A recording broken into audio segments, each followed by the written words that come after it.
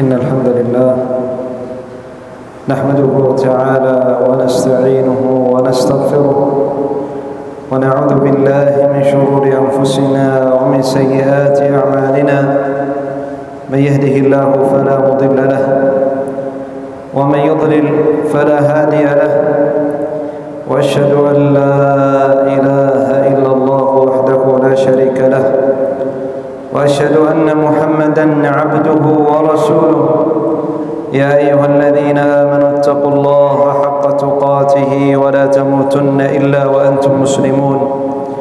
يا أيها الناس اتقوا ربكم الذي خلقكم من نفس واحدة وخلق منها زوجها وبث منهما رجالا كثيرا ونساء، واتقوا الله الذي تساءلون به والأرحام إن الله كان عليكم رقيبا. يا أيها الذين آمنوا اتقوا الله وقولوا قولا سديدا يصلح لكم أعمالكم ويغفر لكم ذنوبكم، ومن يطع الله ورسوله فقد فاز فوزا عظيما. أما بعد، فإن أصدق الحديث كتاب الله، وخير الهدي هدي محمد صلى الله عليه وسلم، وشر الأمور محدثاتها، وكل محدثة بدعة، وكل بدعة ضلالة. أما بعد، عباد الله، فإن الله عز وجل يختار ما يشاء من هذه الأيام ومما خلق سبحانه وتعالى، فيفضل بعض الأيام على بعض وبعض الشهور على بعض، كما قال الله عز وجل في كتابه الكريم: والله يخلق ما يشاء ويختار ما كان لهم الخيرة. سبحان الله وتعالى عما يشركون. ومما اختار الله عز وجل من الأيام هذه الأيام التي هي أفضل أيام السنة، أيام 10 ذي الحجة. ومما يدل على فضلها أن الله عز وجل أقسم بها في كتابه، والله عز وجل لا يقسم على شيء إلا لعظيمه ولكبير منزلته. يقول الله عز وجل في كتابه الكريم: والفجر وليال عشر. قال ابن عباس ومجاهد وغيرهم: وليال عشر أي أيام 10 ذي الحجة. وقال ابن كثير رحمه الله تعالى: قال: وهذا هو الصحيح، أن المراد بالعشر في قول الله عز وجل في سورة الفجر: وليال عشر، أي أيام 10 ذي الحجة، أيام 10 ذي الحجة. ويقول الله عز وجل في كتابه الكريم: وليذكروا اسم الله على ما رزقهم وليذكروا اسم الله في أيام معلومات على ما رزقهم من بهيمة الأنعام، على ما رزقهم من بهيمة الأنعام. قال ابن عباس رضي الله عنه وأرضاه: الأيام المعلومات هي أيام 10 ذي الحجة، ليذكروا اسم الله في أيام معلومات. قال: هي أيام 10 ذي الحجة، قال: هي أيام 10 ذي الحجة. ولذلك جاء عن ابن عباس رضي الله عنه وأرضاه أن النبي صلى الله عليه وسلم قال: ما من أيام العمل الصالح فيهن أحب إلى الله عز وجل من أيام العشر، أي 10 ذي الحجة. قالوا: يا رسول الله، ولا الجهاد في سبيل الله؟ قال: ولا الجهاد في سبيل الله إلا رجل خرج بنفسه وماله ولم يرجع من ذلك بشيء. أيام 10 ذي الحجة العمل الصالح فيهن أحب إلى الله عز وجل وأعظم وأفضل من الجهاد في سبيل الله، إلا من جاهد بنفسه وماله فتلفت نفسه وقتل وتلف ماله وذهب، فهذا يكون مساويا لمن عمل الصالحات في أيام 10 ذي الحجة. ولا الجهاد في سبيل الله، قال ولا الجهاد في سبيل الله إلا رجل خرج بنفسه وماله ولم يرجع من ذلك بشيء، رواه البخاري. وروى الإمام أحمد رحمه الله تعالى من حديث ابن عمر رضي الله عنه أن النبي صلى الله عليه وسلم قال: ما من أيام أعظم عند الله وأحب إلى الله عز وجل من أيام 10 ذي الحجة. ما من أيام أعظم عند الله وأحب إلى الله عز وجل من أيام 10 ذي الحجة، فأكثروا فيهن التهليل والتكبير والتحميد. هذا أمر من النبي صلى الله عليه وسلم بالإكثار من ذكر الله عز وجل في هذه الأيام الفاضلة. خير أيام الدنيا، خير أيام الدنيا هي هذه الأيام عباد الله، هي هذه الأيام. قال ابن حجر رحمه الله تعالى: والسبب في تفضيل هذه الأيام أيام 10 ذي الحجة أنها تجتمع فيها أمهات العبادات ولا يجتمع في غيرها، ولا يجتمعن هذه العبادات في غيرها. قال: فتجتمع فيها الصلاة والصيام والصدقة والحج ولا يجتمع في غير ذلك، ولا يجتمع في غيرها من الأيام مثل هذه العبادات. وقال ابن رجب رحمه الله تعالى، قال بما معنى كلامه أن الله عز وجل قد فرض الحج ولا يستطيع كل أحد أن يذهب إلى الحج في كل سنة، ولا يستطيع أحد أن يذهب أيضا إلى الحج. قال: والله عز وجل قد ساوى بين السائرين والقاعدين، قد جعل أسبابا تجعل القاعد كالسائر أي إلى الحج. والله عز وجل قد ساوى بين السائرين أي إلى الحج والقاعدين أي الذين لا يستطيعون الحج. قال: فجعل هذه الأيام 10، فجعل الله عز وجل هذه الأيام 10 من عمل عملا صالحا في هذه الأيام وهو في بيته فهو أفضل من المجاهد. ما من أيام العمل الصالح فيهن أحب إلى الله عز وجل من هذه الأيام. قالوا: ولا الجهاد في سبيل الله؟ قال: ولا الجهاد في سبيل الله. فمن لم يستطع أن يكون مع السائرين فلا ينبغي له أن يتخلف عن القاعدين الذين يسارعون ويجتهدون ويغتنمون هذه الأيام 10.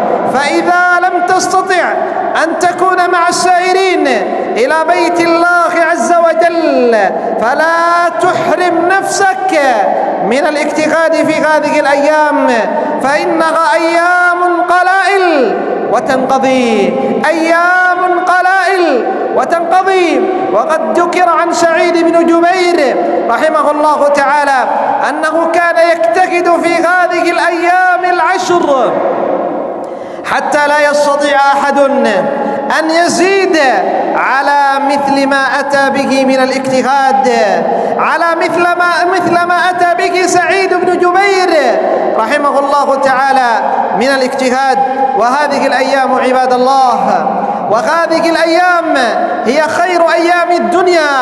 وحصل بين العلماء خلاف في مسألة الليالي، أما الأيام فليس هناك خلاف بأن أفضل أيام السنة هذه الأيام أيام 10 ذي الحجة لحديث ابن عمر ولحديث ابن عباس.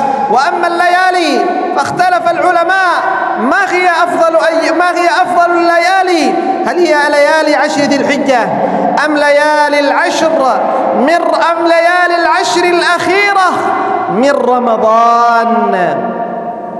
فبعض العلماء قال أن ليالي رمضان أفضل، أن الليالي أفضل، كما ذكر ذلك ابن القيم وغيره رحمه الله جمعا بين الأدلة.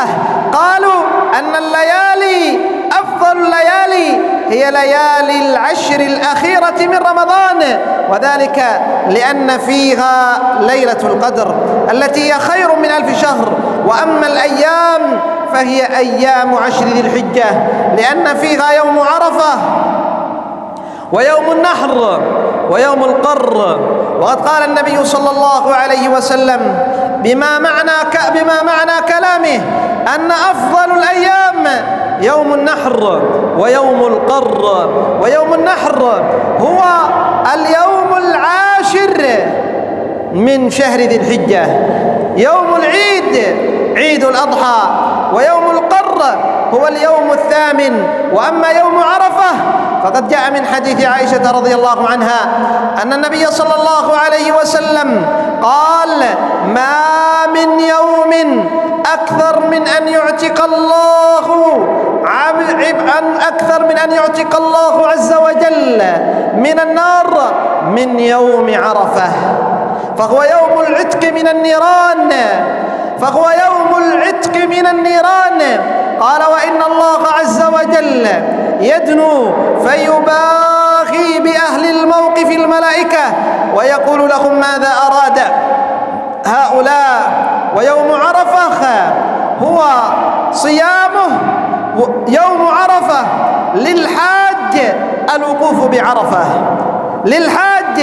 الوقوف بعرفة وللقاعد صيامه، فهو يكفر سنة ماضية وسنة قادمة، كما جاء ذلك من حديث أبي قتادة رضي الله عنه في صحيح مسلم عندما سئل النبي صلى الله عليه وسلم عن يوم عرفة فقال أحتسب على الله أن يكفر السنة الماضية والسنة المقبلة أي التي بعدها. سبحان ربك رب العزة عما يصفون وسلام على المرسلين والحمد لله رب العالمين.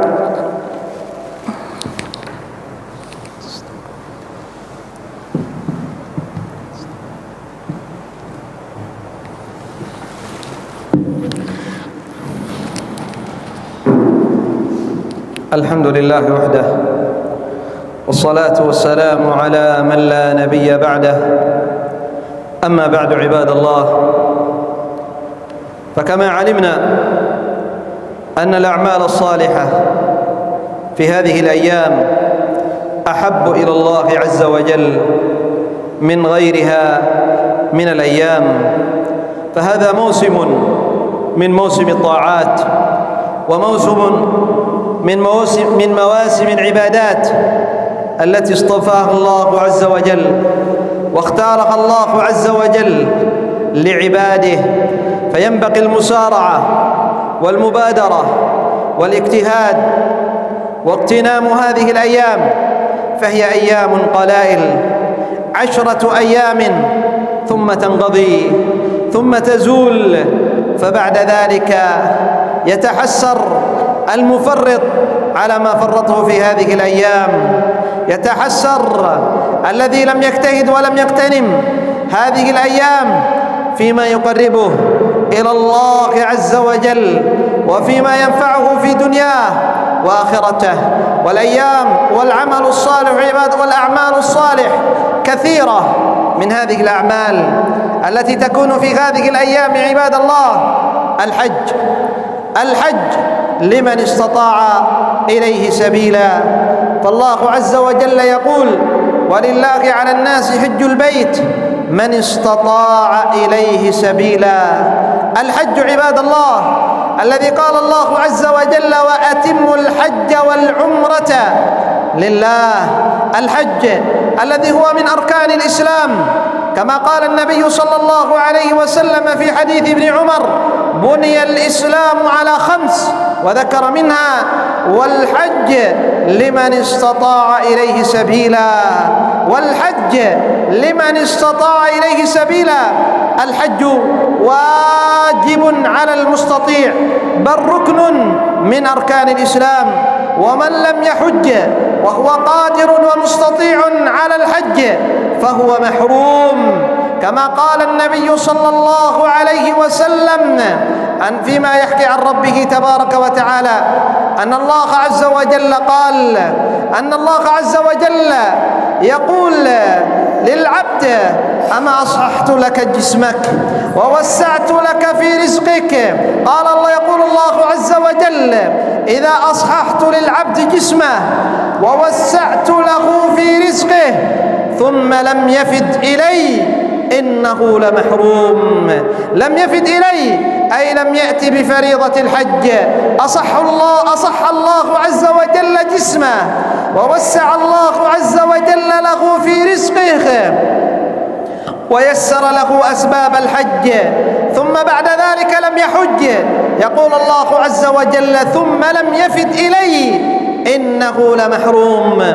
ومن الأعمال الصالحة أيضا في هذه الأيام الصيام، الذي هو أيضا ركن، الذي هو من الأعمال الفاضلة والأعمال العظيمة. يقول الله عز وجل في كتابه الكريم: والصائمون والصائمات والحافظون فروجهم والحافظات والذاكرين الله كثيرا والذاكرات أعد الله لهم مغفرة وأجرا عظيما. ويقول النبي صلى الله عليه وسلم: من صام يوما في سبيل الله باعد الله وجهه عن النار 70 خريفا. 70 خريفا. وفيه هذا اليوم العظيم الذي تقدم معنا أن صيامه يكفر السنة الماضية والسنة المقبلة، كما قال النبي صلى الله عليه وسلم عندما سئل عن يوم عرفة: إني لا أحتسب على الله أن يكفر السنة الماضية والسنة المقبلة. فمن استطاع الصيام فليصم في هذه الأيام. وكذلك من العبادات أيضا الصدقة عباد الله. الصدقة عباد الله التي هي أجرها عظيم ومنزلتها رفيعة، ولا ينبغي للعبد أن يوسوس له الشيطان بأن الصدقة تنقص من ماله. كلا والله، بل إن الصدقة سبب لنماء المال ولكثرته، سبب للبركة في الرزق. ولو كنت قليلا، ولو كان ما معك قليلا فأنفق ينفق عليك، أنفق يزد في مالك، أنفق يبارك لك في رزقك ولو كان شيئا يسيرا. لا تحقرن جارة لجارتها ولو فرس نشاخ أم تهدي لها عظم من فيه مرق ترسله إلى جارتها لكي تطعم من هذا عباد الله ولو فرس نشاخ. فما بالك وقد أنعم الله عز وجل عليك لا تنفق. يقول النبي صلى الله عليه وسلم: أنفق ينفق عليك، يا ابن آدم أنفق ينفق عليك. ويقول للنبي صلى الله عليه وسلم لأم سلمة: أنفقي أو انضحي ينفق الله عز وجل عليك. ويقول النبي صلى الله عليه وسلم: ما نقصت صدقة من مال، لن تنقص الصدقة المال، بل تزيد من المال، بل تزيد من المال فينفق. فمن صفات عباد الله المؤمنين أنهم ينفقون في السراء والضراء. من صفات عباد الله المتقين أنهم ينفقون في السراء، في حال اليسر، في حال نعم الله عز وجل. وجل عليهم في حال كثرة مالهم، وكذلك في حال الضراء، في حال الشدة وفي حال الفقر أيضا ينفقون. ولذلك كان الصحابة عندما أمر النبي صلى الله عليه وسلم بالصدقة كان أحدهم يذهب إلى السوق ليعمل ماذا يريد؟ لكي ينفق، يعمل عملا شاقا يحمل الأحمال على ظهره لكي ينفق. فما بالنا نحن عباد الله نتكاسل ونتغاون ونخاف من الفقر أن نتصدق؟ لا عباد الله، فالصدقة سبب بل هي أعظم أسباب كثرة المال ونماء المال، وأعظم أسباب البركة في الرزق، وأعظم أسباب البركة في الرزق. وهذا أمر مشاهد عباد الله، هذا أمر شاهده الكثير ويشاهده الكثير، أن الذي ينفق أن الله عز وجل ينعم عليه ويفتح له أبواب الرزق ومن الأعمال الصالحة أيضا عباد الله. ونختم بهذا العمل ذكر الله عز وجل، ذكر الله عز وجل. يقول الله عز وجل في ذكر صفات أو ذكر بعض صفات عباد الله المؤمنين الذين يذكرون الله قياما وقعودا وعلى جنوبهم ويتفكرون في خلق السماوات والأرض ربنا ما خلقت هذا باطلا سبحانك فقنا عذاب النار. ويقول الله عز وجل والذاكرون الله كثيرا والذاكرات. ويقول النبي صلى الله عليه وسلم فيما يحكي عن ربه تبارك وتعالى أن الله عز وجل قال أنا عند ظن عبدي بي، أنا عند ظن عبدي بي، فإن ذكرني في نفسي ذكرته في نفسي، فإن ذكرني في نفسه ذكرته في نفسي، وإن ذكرني في ملأ ذكرته في ملأ خير منه. قال ابن القيم رحمه الله تعالى وغيره قالوا لو أن في فضائل الذكر هذا الحديث لكفى به شرفا ومنزلة من أن الله عز وجل يذكر الذاكر إذا ذكره يذكره الله عز وجل في الملأ الأعلى عند خير البرية الملائكة المقربون المطهرون الذين لا يعصون الله ما أمرهم ويفعلون ما يؤمرون. وقد تقدم معنا حديث ابن عمر فأكثروا فيهن التهليل والتكبير والتحميد. وجاء أيضا من حديث ابن عمر رضي الله عنه أن النبي صلى الله عليه وسلم قال ما أهل مهل ولا كبر مكبر بهن قط إلا بشر بالجنة. ما هو التهليل والتكبير؟ جاء في صفة التهليل والتكبير التكبير المطلق من أن تغيب شمس أول ليلة من هذه الليالي دخلت في يوم الأربعاء ليلة الأربعاء يبدأ العبد يكبر الله عز وجل. وهذه الشعيرة كادت أن تنسى بين أوساط المسلمين، والبعض يكتفي بتشغيل المسجل، والبعض يكتفي بتشغيل مكبر الصوت يكبر. لا عبد الله، كبر أنت. مكبر الصوت لا يكسبك أجرا، لن تكسب أجرا، إنما تكسب أجر بأنك أنت تكبر في كل وقت، تكبر وأنت في طريقك وأنت في السوق وأنت في محلك. والبعض يقول أنا أستحي أن أكبر أمام الناس، أنا أستحي أن أرفع صوتي بالتكبير أمام الناس.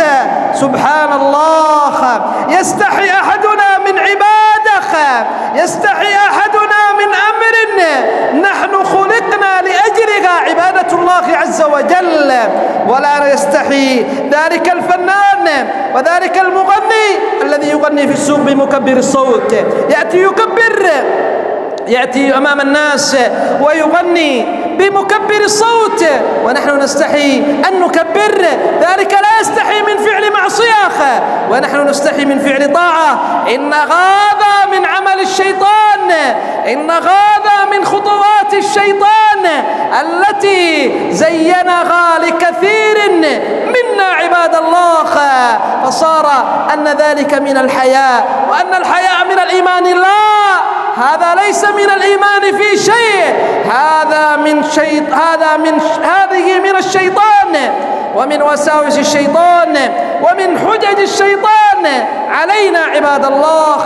فلنكبر ولنرفع أصواتنا بالتكبير لنجعل الأسواق ترتج، كما كان ابن عمر وأبو هريرة وغيرهم من الصحابة يخرجون إلى السوق.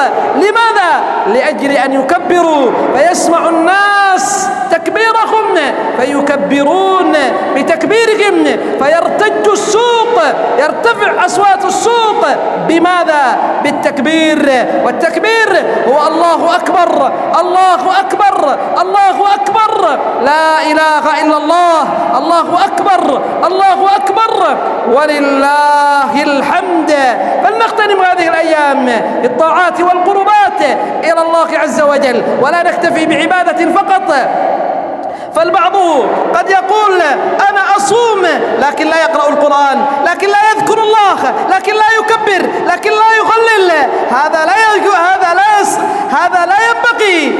أنت تصوم، وفقك الله عز وجل للصيام، اقرأ القرآن، اكثر من قراءة القرآن، اكثر من ذكر الله عز وجل. لا نكتفي بعبادة واحدة فقط، بل نغتنم هذه الأيام كل الدقائق وكل الساعات. أسأل الله العظيم رب العرش الكريم أن يجعلنا من الذين يستمعون القول فيتبعون أحسنه، إنه ولي ذلك والقادر عليه.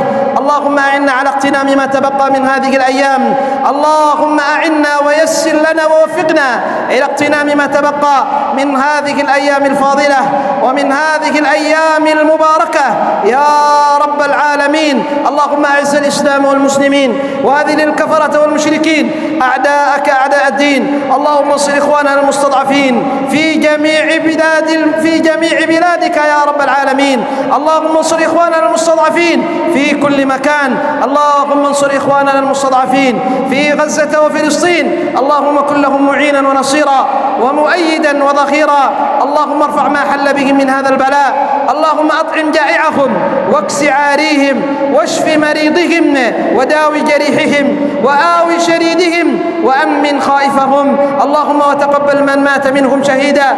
اللهم عليك بأعدائك أعداء الدين، اللهم عليك بأعدائك أعداء الدين. اللهم أرنا فيهم عجائب قدرتك. اللهم عليك باليهود الغاصبين المعتدين وجميع من ناصرهم وعاونهم. اللهم عليك بهم فإنهم لا يعجزونك.